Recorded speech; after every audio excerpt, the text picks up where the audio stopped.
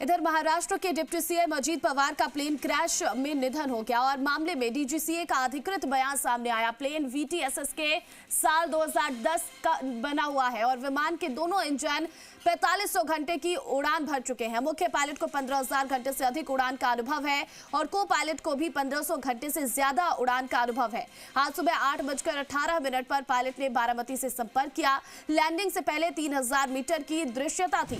Runway नहीं दिखने पर गो अराउंड लिया गया और एटीसी के पूछने पर पायलट ने कहा अभी रनवे नहीं दिख रहा है। कुछ सेकंड बाद पायलट ने रनवे दिखाई देने की बात कही। सुबह 8:43 पर विमान को लैंडिंग के लिए क्लियरेंस दी गई। हालांकि विमान के पायलट ने लैंडिंग के प्रयास से इनकार नहीं किया। सुबह 8:44 पर एटीसी को रनवे 11 पर आग की लपटें दिखाई दी। रनवे के बाएं हिस्से में प्लेन के क्षतिग्रस्त पार्ट पाए गए हैं। तो देखिए, आपको बता दें कि एटीसी की तरफ से अब अधिकृत बयान सामने आया। आपको बता दें कि जो पायलट है 15,000 घंटे से अधिक उड़ान का अनुभव है। को पायलट को भी 15,000 घंटे से अधिक उड़ान का अनुभव था। वहीं प्लेन के बारे में ये जानकारी मिल रही है कि वीटीएसएस के साल 2010 का निर्मित है और विमान के दोनों इंजन 4500 घंटे की उड़ान भर चुके हैं। पहले पायलट को रनवे नहीं दिखा। एटीसी से संपर्क किया गया। एटीसी को कहा गया कि 3000 मीटर की दृश्यता है लेकिन रनवे नहीं दिखाई दे रहा है, तो जिसके बाद गो अराउंड लिया गया। इधर एटीसी के पूछने पर पायलट ने कहा कि अभी रनवे नहीं दिख रहा है। कुछ सेकंड बाद पायलट ने रनवे दिखाई देने की बात कही और सुबह 8:43 पर विमान को लैंडिंग के लिए क्लियरेंस दी गई।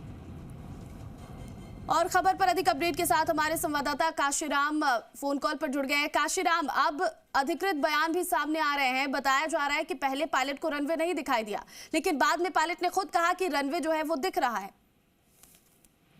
जी बिल्कुल, देखिए कहीं ना कहीं इसी तरह की स्थिति बनी है पूरे घटनाक्रम में, क्योंकि जो पहले बात कही जा रही थी कि कहीं प्लेन के पायलटों की तो गलती नहीं है, कोई और दिक्कत तो नहीं है, तो उस मामले में जो एयरलाइन है उसकी तरफ से भी बयान जारी किया जा चुका है और डीजीसीए ने भी कहा है कि जो मुख्य पायलट था उसको 15,000 घंटे से अधिक का उड़ान का अनुभव था और जो को पायलट था उसको भी 1500 घंटे से ज्यादा उड़ान का अनुभव था। तो ऐसे में दोनों ही पायलट काफी अनुभवी थे। सुबह 8:18 पर आज पायलट ने बारामती जो एटीसी है उससे संपर्क किया था लैंडिंग के लिए और उस दौरान जब जाना गया कि कितनी दृश्यता है तो वो करीब 3000 मीटर की दृश्यता थी। पहली बार जब लैंडिंग के लिए पायलट ने प्रयास किया तब एटीसी ने पूछा था कि क्या उनको रनवे दिखा है, तो उस दौरान रनवे उनको नहीं दिखा था और इसी के चलते विमान को उन्होंने गो अराउंड लिया था, एक चक्कर काटा था। और दूसरी बार जब प्रयास किया तब भी उनको रनवे दिखाई नहीं दिया था। हालांकि कुछ सेकंड बाद ही पायलट ने रनवे जो है वो दिखाई देने की बात कही थी। सुबह 8:43 पर विमान को लैंडिंग के लिए क्लियरेंस दी गई थी और जब विमान लैंड हो रहा था उसी दौरान ये प्लेन क्रैश हुआ। अब शायद हो सकता है इस वजह से कि पायलट को रनवे ढंग से नहीं दिखा हो और वो गलत जगह लैंड करा दिया वो, इसी वजह से हो सकता है प्लेन क्रैश हुआ हो। 8:44 पर एटीसी का जो कहना है कि उनको रनवे 11 की तरफ जो आग की लपटें दिखाई दी और उन्होंने तुरंत ही जो रेस्क्यू टीम है उसको मौके पर भेजा। हालांकि जो पूरा प्लेन है यानी कि पूरा मामला अभी भी संदिग्ध बना हुआ है, लगातार जांच भी जारी है। बहुत शुक्रिया काशीराम तमाम अपडेट के लिए।